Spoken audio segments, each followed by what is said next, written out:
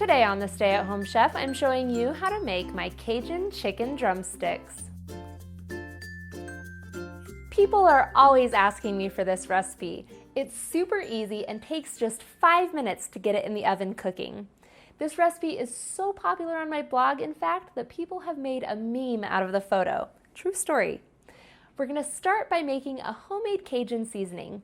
I prefer to make my own homemade blend rather than buying a store-bought prepared package, because then I can control the flavor completely and get exactly what I want, including the salt content. I'll start with 4.5 teaspoons of paprika, and then add in 2.5 teaspoons of salt.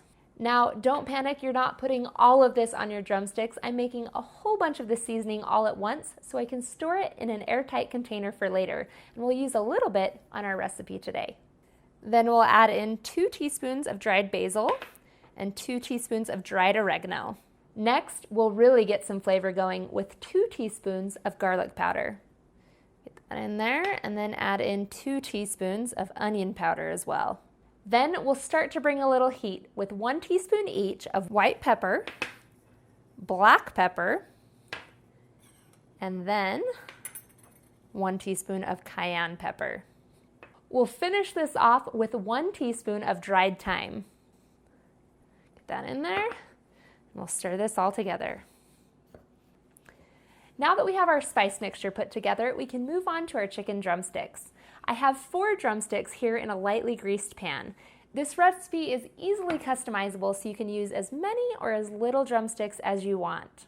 I'm going to take the seasoning and sprinkle on a generous amount of this Cajun seasoning. You want this skin to be packed full of flavor. Kind of pat it in, and I'll turn them around. Make sure I get the other side as well. Seriously, this recipe couldn't get any easier.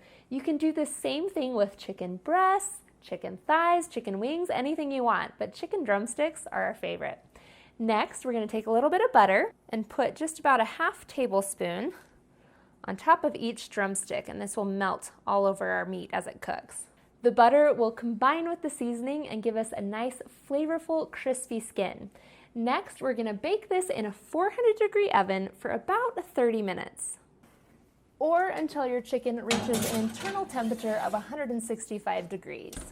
Your actual cooking time will always vary depending on the size of the drumstick, and there are different sizes.